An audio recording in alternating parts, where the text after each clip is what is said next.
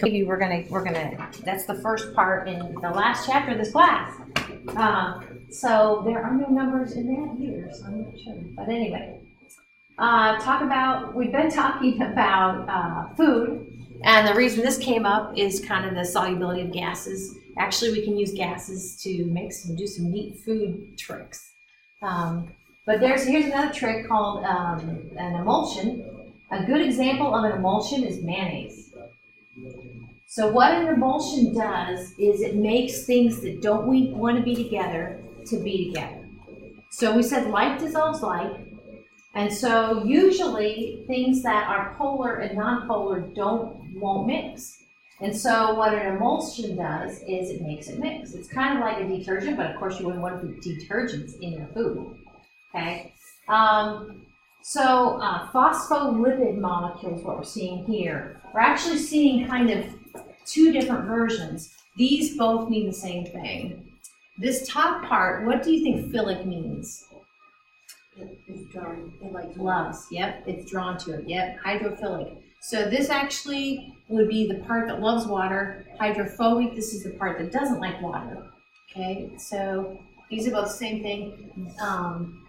A good place to get this phospholipid is in egg yolk, not the egg white, but egg yolk. So it's the lectin, the molecule lectin in the egg yolks that help mayonnaise keep the oil and water together. This is actually a phospholipid. This is lectin. Now remember that you're going to need to kind of translate. We've been talking in here, anytime you see this sort of structure drawn, you have to picture, we have a carbon here, carbon here, carbon here, carbon here. We have carbons all over the place. Okay, unless otherwise stated, it's a carbon. The other thing, unless otherwise stated, that carbon is bonding to four things. So again, pick on this carbon, this first carbon, that actually has a hydrogen up and a hydrogen down. Hydrogen up, hydrogen down. Okay, so those actually all have little hydrogens there. So I want you to kind of keep that in mind. This is a double bond right here. So that's a phospholipid. We're going to be talking more about lipids, and they are tri, as in three. Can you almost see the three legs here? 1, 2, 3.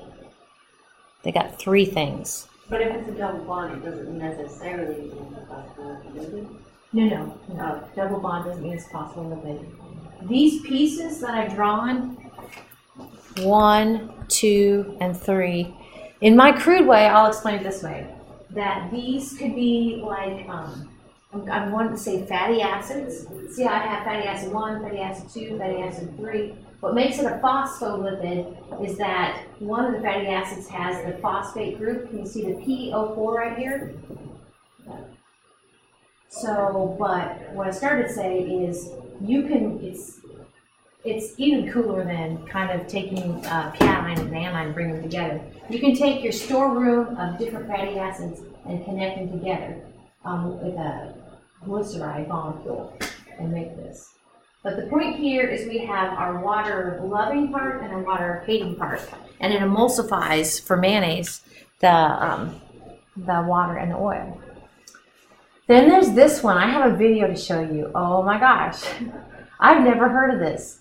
But it's a fancy little trick you can do with food, and again, it has to do with polar and non-polar. Okay, it uses specifically this chemical sodium alginate, and it's a water-soluble carbohydrate, which a lot of carbohydrate. Well, I guess. Okay, I'm just going to kind of show you how this works. The word is gel. This is so cool. It makes a little gel around the water, and then you can take that little gel and eat it. What would that be?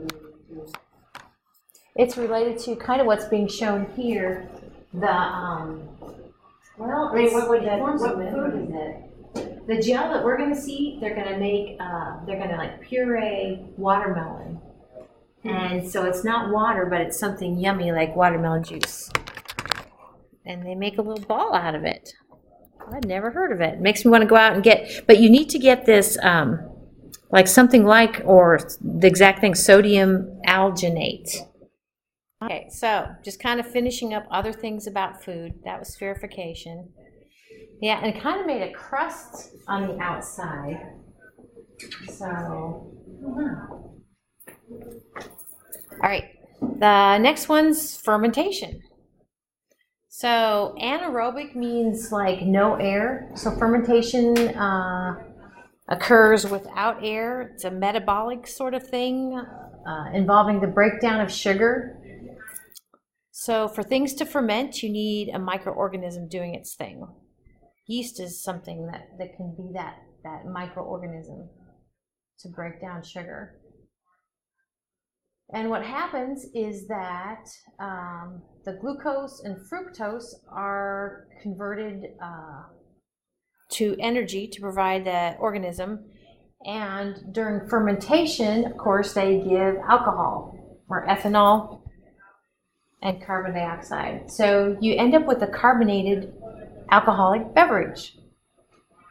Well, not necessarily. I was watching Naked and Afraid last night. Watching what? Naked and Afraid. And this guy's partner had left, so he was all by himself. And it was like the 9th day, maybe. And he was going delusional, and he ate one of these fruits that's bamboozey. And so it had yeast in it. It was high in yeast and ethanol. And they were telling us about it, like, that he was intoxicated. He was stumbling, and he had, like, a machete in his hand. He only took, like, 4 or 5 bites of it. Wow. And he was, like, really tripping. Not a good combination. Intoxicated with a machete. Oh, my goodness. It was only day 9. Yeah. He had to do, like, 30. He had to do 21. He only made it to day 9. He was already delusional. Like, his mental state was completely gone. So here's what a glucose molecule looks like. Again, we have the carbons. We have a carbon there, carbon there. So we have a 5 carbons in a ring with an oxygen. And then this actually, CH2OH, that actually is potentially an alcohol group. We have our OHs here. And what happens is yeast reacts with it. It releases carbon dioxide, and the other products are this pyruvates. And then finally aldehyde, and then finally another reaction, ethanol. So this is the alcohol that made that guy woozy. So ethanol has 2 carbons and then a hydroxyl group, OH there. And that's what an ethanol molecule looks like. So I didn't take any words here, but let's take a look at this making whiskey video. Sorry, Natalie. Are you of age yet? No. Oh, goodness. Sorry, both of you guys. Guys, I think we're going to probably knock out chapter 11. We're going to run out of stuff to talk about. But what I want to do is, I think there are some labs that we didn't get to do. So we might, on a day that I think we have enough time to do it, go to the lab. So no worries. So every chapter kicks off with a video. So one of the things we see on our packagings are the calories. And I think we've talked about calories earlier. But calories are the energy that will be released when we eat the food, metabolize the food. Now there's a lowercase c, and which is kind of a scientific calorie, and an uppercase c, which is a dietary calorie. The scientific calorie is sometimes called a thermodynamic calorie. The number there is 4.184 joules. And that's, we talked about some exact relationships, and that's one of those exact relationships. So one thermodynamic or scientific calorie is exactly equal to 4.184 joules. It's not 18426. It just stops there. It's because it's by definition. And what those both do, what those energies both do, is they will raise 1 gram of water up 1 degree Celsius. That's the energy required. So, but on the back of your candy bar, they're not thermodynamic or scientific calories. They are dietary calories. So dietary calories are indicated by a capital C. So here we have 1,000 scientific calories is equal to 1 dietary calorie. So I'll write that. So this is the scientific one. So 1,000 scientific calories is equal to 1 dietary calorie. So these are the ones that we're going to see on the packages. So you only need 1/1000th of a dietary calorie to raise the temperature. Mm-hmm. Yep. You're thinking of that correctly. Yep. I was getting ready for this lecture, and I guess I never knew some of these basic terms. So malnutrition just means that you're not getting the right mix of food. And if we can pair that with undernourishment means that you don't have you're low in your calories. So undernourishment, your caloric intake is low. Oh, I have a question. Mm-hmm. So it seems like calories would be hot then, or Calories would be hot. if they raise the temperature of anything. Well, so like the thing is, It's just the energy, so it's them moving the molecules faster. when we burn, like if you eat a candy bar, it's like I don't know, 300 calories. That means that our bodies will use that, hopefully, instead of store it, right, or turn it into something that's stored. But we are able to do 300 calories of work, like our whole body can use that to do 300 calories of work. Yeah. So it is kind of like heat. I mean, and one thing is heat, like one of the things our bodies does is to keep us warm. So these calories can be used to heat us. Okay, and then this actually made me sad. What do you think the population of the United States is that is classified as overweight? The percentage. The whole 99%. 69%. Jesus. I know. But and actually I fall into the other category. So that's overweight. What percent is obese, you think? 20. It says classified 69% adult versus classified, or about half of that population. Yeah, so about half of 69 would be 35. 35% are obese. Wow, we are fatties. We are. Now our pets are fat too. They are. Maybe that goes I together. feel like the Our weight, pets are fat because like- we're fat. And we don't walk them.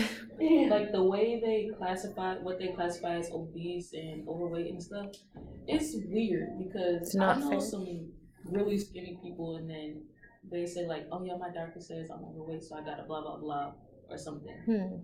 So you're Why suspicious. do you if you lose more weight, you're gonna be like Stick. non-existent. Yeah. Because they're like body mass index, their BMI is like your height and your age or something falls into your BMI, and that's how much you're supposed to weigh. To weigh, But yeah. it's unrealistic. Yep. Unrealistic. I'm liking I that. feel like it could be kind of realistic if we weren't I all. feel like it could be if it was like in the 1900s. Yeah. Times have changed. Have you ever seen the movie Wall-E? I think so. Is that with the It's Wall-E, like- robot thing? and he Yeah. has a yeah. And the people in the future have gotten like the fat is like permeated like through their joints and stuff, so they can't move, so they're like on hover chairs. And then when they talk, they have computer chips in their heads, so they don't have to like look at each other. That's kind of sad. Yeah. Yeah. I don't know. Interesting. But so what do you think this percentage is? So this surprised me. So, we die, we're all going to die from something.